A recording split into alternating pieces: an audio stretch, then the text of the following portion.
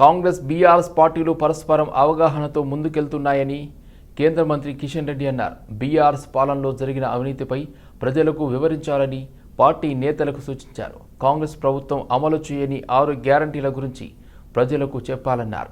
రాష్ట్రాన్ని రక్షించాలంటే బీజేపీ ప్రభుత్వం రావాలని ప్రజలకు విశ్వాసం కల్పించి పార్టీ అభ్యర్థులను గెలిపించాలని కోరారు. కేంద్ర ప్రభుత్వ సహకారం లేకపోతే అభివృద్ధి కార్యక్రమాలు జరగవని పేర్కొన్నారు. కేంద్రం సాయంతోనే సంక్షేమ పథకాలు అమలవుతున్నాయని కిషన్ రెడ్డి వివరించారు. మాఫీ ఏదైతున్నదో అది చేతులు దులుపుకున్నారు తప్ప పూర్తి స్థాయిలో రైతులకు న్యాయం జరగలేదు. అందరి యొక్క రైతుల యొక్క రుణాల మాఫీ జరగలేదు. ఇస్తానన్నటువంటి అనేక రకాల 6 గ్యారెంటీలు అమలు జరగలేదు. అందుకే ఈరోజు రాష్ట్ర ప్రభుత్వము ఒక పద్ధతి ప్రకారం తమ వైఫల్యాల నుంచి తప్పించుకోవడం కోసం, ప్రజల దృష్టి మళ్లించడం కోసం అనేక ఇతర అంశాలు తెర మీదకి తీసుకొచ్చి ఈరోజు ప్రయత్నం చేస్తూ ఉంది. కాబట్టి ఈరోజు ప్రజలకు సంబంధించినటువంటి 6 గ్యారంటీస్ వాటిని అమలు చేసేలా ఈ ప్రభుత్వం మీద ఒత్తిడి తీసుకురావాల్సినటువంటి అవసరం. అంతేకాకుండా ఈరోజు రాష్ట్రంలో మరి అనేక రకాల అంశాలు, ప్రతిపక్షంలో ఉన్నప్పుడు ఒక మాట, అధికారంలోకి వచ్చిన తర్వాత ఒక మాట. ముఖ్యంగా ఫోన్ ట్యాపింగ్ కేసు చాలా భయంకరమైనటువంటి కేసు. ఫోన్ ట్యాపింగ్ విషయంలో ప్రతిపక్షంలో ఉన్నప్పుడు ఇదే రేవంత్ రెడ్డి గారు సిబిఐ దర్యాప్తు డిమాండ్ చేశాడు. భారతీయ జనతా పార్టీ ఆఫీసులో పనిచేసేటువంటి సిబ్బంది యొక్క ఫోన్ కూడా ట్యాప్ చేయడం జరిగింది. ఈరోజు భారతీయ జనతా పార్టీ నాయకుల ఫోన్లు ట్యాప్ చేయడం జరిగింది. భారతీయ జనతా పార్టీ కార్యాలయంలో పనిచేసేటువంటి సోషల్ మీడియా టీం యొక్క ఫోన్ నెంబర్స్ కూడా ట్యాప్ చేయడం జరిగింది. ఈ ప్రభుత్వము హైకోర్టులో చెప్పినట్టు హైకోర్టు యొక్క జడ్జీల ఫోన్లు, వ్యాపారస్తుల ఫోన్లు, సినిమా నటుల ఫోన్లు, ప్రతిపక్ష పార్టీల నాయకులు కార్యకర్తల ఫోన్లు, ఎన్నికైనటువంటి ప్రజాప్రతినిధుల ఫోన్లు కూడా అప్పటి బీఆర్ఎస్ ప్రభుత్వం ట్యాప్ చేస్తే ఇప్పటి వరకు కాంగ్రెస్ పార్టీ ప్రభుత్వము మరి వ్యవహారం చూస్తూ ఉంటే నేను కొట్టినట్టు చేస్తా, నువ్వు ఏడ్చినట్టు చేయన్నట్లుగా ఈరోజు కాంగ్రెస్ పార్టీ బీఆర్ఎస్ పార్టీ వ్యవహారం. రాష్ట్రంలో విద్యా, ఉపాధి, వ్యవసాయ రంగాలపై ప్రభుత్వ నిర్లక్ష్యం వైఖరికి నిరసనగా ఈ నెల 23న తెలంగాణ లోక్ దళ్ పార్టీ ఆధ్వర్యంలో హైదరాబాద్ ఇందిరా పార్క్ ధర్నా చౌక్ వద్ద దీక్ష నిర్వహించనున్నట్లు ఆ పార్టీ అధ్యక్షుడు కపిలవాయి దిలీప్ కుమార్ తెలిపారు. పేద, దిగువ, మధ్యతరగతి విద్యార్థులకు నాణ్యమైన విద్య అందించాలనే లక్ష్యంతో కేంద్ర ప్రభుత్వం 2009లో ఉచిత విద్యా హక్కు చట్టాన్ని అమలులోకి తెచ్చిందని ఆయన గుర్తు చేశారు. ఈ చట్టం ప్రకారం దేశంలోని ప్రతి ప్రైవేట్ పాఠశాలల్లో ఎస్సీ, ఎస్టీ, బీసీ, మైనార్టీ విద్యార్థులకు 25% సీట్లను ఉచితంగా కేటాయించి వారికి అయ్యే ఫీజును కేంద్ర రాష్ట్ర ప్రభుత్వాలు భరించాలని అన్నారు. రాష్ట్ర ప్రభుత్వం రాజీవ్ యువ వికాసం పథకంలో అర్హులకు సివిల్ స్కోర్ క్రైటీరియాని తొలగించాలని డిమాండ్ చేశారు. పేదవారికి సిబిల్ స్కోర్ ఎలా ఉంటుందని ప్రశ్నించారు. తెలంగాణ గవర్నమెంట్ పర్సంటేజ్ గవర్నమెంట్ లాగా మారిందని మంత్రులే బహిరంగంగా చెప్పడం దారుణమన్నారు. తెలంగాణ పుస్తకాలు తెలంగాణ ఎందుకు ఇవ్వాలంటే ఆయన ఉపయోగించి నాటించు తెలంగాణ ఎందుకు ఇవ్వదు, తెలంగాణ ఇస్తే ఎంత నష్టం అంటే నేనేమో ఇల్లు తిరిగి ఇవ్వాలని పంచుతుంటే ఇయ్యద్దని పంచుతుంది. నువ్వు బయటిని సమైక్యవాదాన్ని కొంచెం ఏమంటావు, తెలంగాణ ఇయ్యద్దని సమైక్యవాదం కోరుకున్నవాడు సమైక్యవాదం కాదు. ఎందువల్ల వచ్చిందంటే రాజశేఖర రెడ్డి ఆయనకు ఎమ్మెల్సీ ఇచ్చింది, ఆ మిగిలిన ఇద్దరు కూడా ఎమ్మెల్సీ ఇచ్చింది. ఆయన తెలంగాణ వాడిని తెలంగాణను ప్రయోగించాలి కాబట్టి ఈ ముగ్గురిని ప్రయోగించాడు. అటువంటి బట్టి విక్రమార్క తెలంగాణ ఉద్దరి కోరుకున్నవాడు, తెలంగాణ వస్తే నష్టమైందని కోరుకున్నవాడు నాకు ఉప ముఖ్యమంత్రి. దురదృష్టం అంటావా ఏమంటావు? ఇది మన కర్మ అంటే ఆయన మనం ఉప ముఖ్యమంత్రి ఉంటాం, మన కర్మ. సరే ఉన్నావు పోయి తెలంగాణ సున్నితో పరిపాలించిపోయి పర్సెంటేజ్ నీకు అవకాశం వచ్చింది కదా, బంగారం లాంటి అవకాశం వచ్చింది, 1% తీసుకుని పరిపాలించండి మమ్మల్ని. నేను అందుకే ముఖ్యమంత్రి డిమాండ్ చేస్తున్నాను, నీవు తెలంగాణలో ఉన్నా లేకపోయినా ఆ దురను కొట్టడానికి నిన్ను గెలిపించిన సందర్భంలో నీకు అద్భుతమైన అవకాశం నేను ఆంధ్రప్రదేశ్ వీళ్ళందరూ పీక్ మారేవే. ఎవడు తెలంగాణ శ్రేణులు ఏ మూమెంట్ రెడ్డి అయితే మాకేంది, ఎందుకంటే గాంధీలో తెలంగాణ కుక్కట్పల్లి ఎమ్మెల్యే మాధవరం కృష్ణారావు నేడు బాలాజీ నగర్ డివిజన్లోని పలు అభివృద్ధి కార్యక్రమాలపై కార్పొరేటర్ పగుడాల శిరీష బాబురావుతో కలిసి అధికారులతో సమీక్షా సమావేశం నిర్వహించారు. ముందుగా కామును చెరువు సుందరీకరణ పనులను స్వయంగా పరిశీలించి అవసరమైతే హౌసింగ్ బోర్డు స్థలాన్ని సేకరించి అత్యంత సుందరీకరణంగా తీర్చిదిద్దాలని సూచించారు. కబ్జా అవుతున్న స్థలాలను గుర్తించి కఠిన చర్యలు తీసుకోవాలని అన్నారు. అలాగే బతుకమ్మ కుంటలు కూడా ఏర్పాటు చేయాలని ఆదేశించారు. అనంతరం రంగదాముని ఐడిఎల్ చెరువు వద్ద ఆ ప్రాంతాన్ని అంతటిని పరిశీలించి ఆనాటి బీఆర్ఎస్ ప్రభుత్వ హయాంలో 19 కోట్ల రూపాయల నిధులు మంజూరు చేసి సుందరీకరణ పనులు చేపట్టామని, ఇందులో భాగంగానే ఇప్పటికే అత్యంత సుందరంగా కొంత ప్రాంతాన్ని తీర్చిదిద్దామని, దాన్ని కూడా కనీసం పట్టించుకున్న పాపాన పోవట్లేదని ఎన్నిసార్లు చెప్పినా అధికారులు మీనమేషాలు లెక్కిస్తున్నారని ఆవేదన వ్యక్తం చేశారు.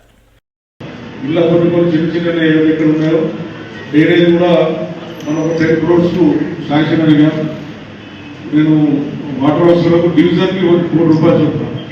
ఎక్కడైతే మేజర్గా ఉందో 1 crore రూపీస్ మీరు డ్రైనేజ్ పెట్టాలి. డ్రైనేజ్లో కూడా 30 lakhs వాటర్ లైన్ పెట్టుకోవాలి. మేము జీఎం కూడా చెప్పినప్పుడు కదా, మొత్తం 10 crores 3 crores పాపాల పైపులు 4 inch కానీ 6 inch కానీ వాల్స్ కానీ 30 lakhs పెట్టంటే 70 lakhs డ్రైనేజ్. పొల్యూషన్ దగ్గర ప్రాబ్లం చూస్తున్నాం. కాబట్టి ఇవన్నీ కూడా రివ్యూ మీటింగ్ ద్వారా 4 నెలలకు 5 నెలలు చేసుకొని మళ్ళీ డిసెంబర్లో మళ్ళీ రివ్యూ పెట్టుకుంటాం. అట్లా ఒక 5 months చేసుకుంటూ ఉంటే మీకున్నటువంటి కష్టాలు మీకున్న ఏమైనా ఆధారం వస్తుంది. ఎందుకంటే మీరు ఏవైతే సోమవారం నాడు ఏదైతే వెళ్తారో బజావాని, ఆ బజావాని యాక్చువల్లీ ఒకటి ఆ ప్రజలు తీసుకున్న పనులు అవుతుంది. అందుగురించే ఈ నిర్ణయం తీసుకున్నాను. మళ్ళీ నెక్స్ట్ డిసెంబర్లో పెడితే ఈ 6 నెలలు ఎంత దూరం పెట్టేసి కార్పొరేషన్ మనం 6 నెలల గార్డెన్ పెడతాం. నేను ఇంతకుముందు మనం గార్డెన్ పెట్టాం. అన్ని గ్రేవ్గాలు కుక్కడపల్లి ఉన్నటువంటి 150 గ్రేవ్గాలు తీసుకున్నాం. అన్ని కూడా కంప్లీట్ చేస్తాం. అన్నింటికి శాంక్షన్ ఇప్పించాం. ఇలా వర్క్ నడుస్తామని ఎక్కడ ఇప్పుడు ఈసారి ఒకసారి రోడ్లు డ్రైనేజ్ వాటర్ లైన్ తీసుకున్నాం, నాలుగు తీసుకున్నాం, చెరువు తీసుకున్నాం. ఇలా డీజిల్ ముళ్ళగంట చెప్పి కంప్లీట్ అయ్యారు. ప్రైవేట్ దాదాపు తీసుకొచ్చి దాన్ని ప్రమాణం చేసాం. 3 ఏళ్ళ కంప్లీట్ చేసాం. ప్రమాణం పోలవరం ప్రాజెక్టు నిర్వహణ అంశాన్ని ఉమ్మడి ఆంధ్రప్రదేశ్లోనే వ్యతిరేకించామని భారతీయ రాష్ట్ర సమితి ఎమ్మెల్సీ కల్వకుంట్ల కవిత అన్నారు. అప్పట్లో తాము సుప్రీంకోర్టుకు వెళ్లి ఆపే ప్రయత్నం చేసిన ప్రాజెక్టు ఆగలేదని తెలిపారు. రాష్ట్ర విభజన చట్టంలో పోలవరం ప్రాజెక్టుకు కేంద్ర జాతీయ హోదా ఇచ్చింది. మోదీ ప్రభుత్వం 2014లో తొలి మంత్రివర్గం సమావేశంలోని ఆర్డినెన్స్ తీసుకొచ్చి తెలంగాణకు చెందిన 7 మండలాలను అన్యాయంగా ఏపీకి అప్పగించింది. 460 మెగావాట్ల లోయర్ పీలేరు పవర్ ప్రాజెక్టును కూడా అప్పగించారు.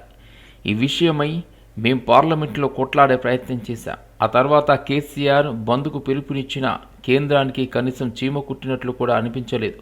పోలవరం ప్రాజెక్టు సామర్థ్యం 36 లక్షల క్యూసెక్ల నుండి 50 లక్షల క్యూసెక్లకు పెంచుకుంటూ పోవడంతో ముంపు పెరిగిపోతుంది. మానవీయ కోణంలో ఆలోచించి పరిష్కారం చేయాల్సిన అవసరం ఉందన్నారు. పోలవరం ప్రాజెక్టు కట్టాలనేటటువంటి సందర్భం వచ్చినప్పుడు ఉమ్మడి ఆంధ్రప్రదేశ్లో అందరం కూడా వ్యతిరేకించినాం. ఎందుకంటే దానివల్ల ఖమ్మం జిల్లాలో ముంపు మిగులుతో తప్పితే లాభం ఏం లేదని వ్యతిరేకించినాం. ఆనాడు తెలంగాణ జాగృతి నుండి ప్రత్యేకంగా సుప్రీంకోర్టు వరకు కూడా వెళ్ళి కోర్టులలో కేసులు వేసి కూడా పోలవరాన్ని ఆపే ప్రయత్నం చేసినాం. ఆ ప్రయత్నం జరుగుతున్నటువంటి సందర్భంలో రాష్ట్ర విభజన జరిగింది. తర్వాత ఆంధ్ర ప్రాంత ప్రజలకు నీళ్లు రావాలనేటటువంటి ఉద్దేశంతో పెద్దలందరూ కూడా రాష్ట్ర విభజన చట్టంలో పోలవరం ప్రాజెక్టుకి జాతీయ హోదానిస్తూ పోలవరం ప్రాజెక్టుకి డబ్బులు కూడా కేంద్ర ప్రభుత్వం 90% ఇవ్వాలని చెప్తూ దాంతోపాటు 136 ముంపు గ్రామాలను కూడా విభజన చట్టంలో భాగంగానే ఇవ్వడం జరిగింది. అక్కడి వరకు బాగానే ఉంది, అందరు కూర్చొని ఒప్పుకున్నారు. ఆ 136 గ్రామాలకు సంబంధించి ముందే ఇచ్చేసినాం విభజన చట్టంలో. కానీ అన్యాయం, అసలు అన్యాయం ఎక్కడ ప్రారంభమైందంటే కేంద్రంలో నరేంద్ర మోదీ గారి ప్రభుత్వం వచ్చింది. ఇక్కడ మనకు కొత్తగా తెలంగాణ రాష్ట్రం వచ్చింది 2014లో. మొట్టమొదటి క్యాబినెట్ మీటింగ్ నరేంద్ర మోదీ గారు పెట్టిన దాంట్లో ఫస్ట్ క్యాబినెట్ మీటింగ్ 2014లో ఒక ఆర్డినెన్స్ తీసుకొని వచ్చిండ్రు. ఇది ఒక ఆర్డినెన్స్ తీసుకొని వచ్చిండ్రు. అప్పుడే రాష్ట్ర విభజన జరిగింది. అప్పటికే 136 గ్రామాలు ఇచ్చేసినాం. కానీ చాలా అన్యాయంగా ఒక 2-3 రోజుల్లోనే పార్లమెంటు ప్రారంభం అవుతుంది అనంగా మొదటి పార్లమెంటు సమావేశాలకు ముందుగానే బీజేపీ తొలి క్యాబినెట్లో ఈ ఆర్డినెన్స్ తీసుకొచ్చి 7 మండలాలను అన్యాయంగా ఆంధ్రప్రదేశ్కి అప్పజెప్పడం జరిగింది. ఎందుకోసం 7 మండలాలను అప్పచెప్పిండ్రు? ఈ 7 మండలాలు మొత్తం ముంపు మండలాలు కూడా కావు. ఈ 7 మండలాలతో పాటు 460 మెగావాట్ల మన లోవర్ సీలర్ పవర్ ప్రాజెక్టును కూడా ఆనాడు అన్యాయంగా ఆంధ్రప్రదేశ్కి అప్పచెప్పడం జరిగింది. అదంతా కూడా విభజన చట్టం స్ఫూర్తికి వ్యతిరేకంగా కేవలం ఆనాడు ఎన్డీఏలో చంద్రబాబు నాయుడు గారు అలయన్స్ పార్ట్నర్గా ఉన్నారు కాబట్టి బ్యాక్డోర్ పాలిటిక్స్ చేసి ఆనాడు అన్యాయంగా ఈ ఆర్డినెన్స్ తీసుకురావడం జరిగింది.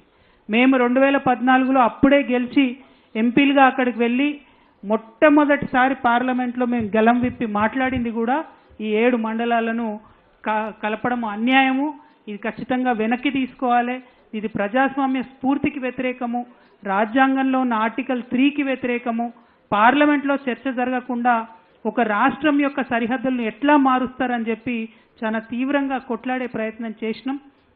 కానీ ఆనాడు కూడా వాళ్ళకు మెజారిటీ ఉండే, వాళ్ళ మాటనే చెల్లుబాటు అయింది. మన 7 మండలాలు ఆంధ్ర. తిరుమలగిరిలో ఆర్మీ ఆధీనంలో ఉన్న ప్రాంతంలోకి అక్రమంగా చొరబడిన 4 వ్యక్తులను తిరుమలగిరి పోలీసులు అరెస్ట్ చేశారు. తిరుమలగిరిలోని military college of electronics medical engineering కళాశాల టెక్నో చౌగేట్లోకి అనుమతి లేకుండా నకిలీ వైమానిక దళ అధికారి గుర్తింపు కార్డులతో ఎయిర్ ఫోర్స్ దుస్తులతో లోపలికి ప్రవేశించినట్లు పోలీసులు తెలిపారు. అనుమతి లేకుండా ఆర్మీ రహస్య ప్రాంతాల్లో ఫోటోలు, వీడియోలు చిత్రీకరిస్తుండగా అక్కడే ఉన్న సెక్యూరిటీ అధికారులు వారిని ప్రశ్నించారు. ఆర్మీ ప్రాంతంలోని కీలక సమాచారంపై ఫోటోలు, వీడియోలు తీసుకోవడం పట్ల పలు అనుమానాలు వ్యక్తం కావడంతో వెంటనే వారిని అదుపులోకి తీసుకున్నారు ఎయిర్ ఫోర్స్ ఇంటెలిజెన్స్ అధికారులు. అన్ని కోణాలలో విచారించి తిరుమలగిరి పోలీసులకు అప్పగించారు. లెఫ్టినెంట్ కల్నల్ ఫిర్యాదుతో తిరుమలగిరి పిఎస్లో కేసు నమోదైంది. ఉద్యోగాలు ఇప్పిస్తామని పేరుతో వాళ్ళు లోపలికి ప్రవేశించినట్లు పోలీసులు ప్రాథమికంగా భావిస్తున్నప్పటికీ మరి ఏదైనా జాతీయ భద్రతా అంశానికి సంబంధించిన కోణంలో కూడా దర్యాప్తు జరుపుతున్నారు. అనుమానాస్పదంగా తిరుగుతూ ఫోటోలు, వీడియోలు తీసుకున్న 4 వ్యక్తులను 2 మహిళలు, 2 పురుషులు రాకేష్ కుమార్, అనీష్ కుమార్, ఆలియా అబ్షి, నగ్మ భానులు పోలీసుల విచారణలో ఉన్నారు. Rajendranagar circle Mailardevpally police station పరిధిలో గంజాయి విక్రయిస్తున్న వ్యక్తిని పక్కా సమాచారంతో రాజేంద్రనగర్ ఎస్ఓటీ పోలీసులు అదుపులోకి తీసుకున్నారు. ఆ వ్యక్తి వద్ద నుండి 500 గ్రాముల గంజాయి, మొబైల్ ఫోన్ను ఎస్ఓటీ పోలీసులు స్వాధీనం చేసుకుని మైలార్దేవుపల్లి పోలీసులకు అప్పగించారు.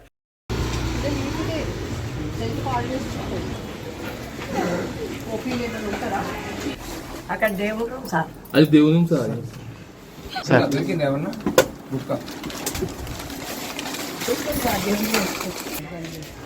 అది ఒక షెడ్ లాగా ఉంది కదా సార్, ఆ షెడ్ లాగా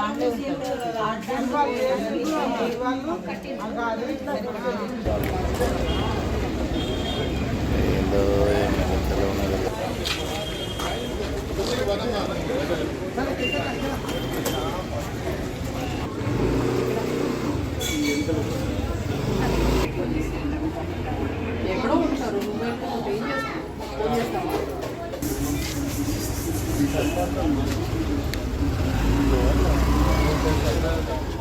హయత్ నగర్ పోలీస్ స్టేషన్ పరిధిలో ఘోర రోడ్డు ప్రమాదం చోటు చేసుకుంది. పెద్దాంబర్పేట వద్ద చోటు చేసుకున్న రోడ్డు ప్రమాదంలో యాదగిరిగుట్ట ట్రాఫిక్ పోలీస్ స్టేషన్లో విధులు నిర్వర్తిస్తున్న రబావత్ మాన్ సింగ్ మృతి చెందాడు.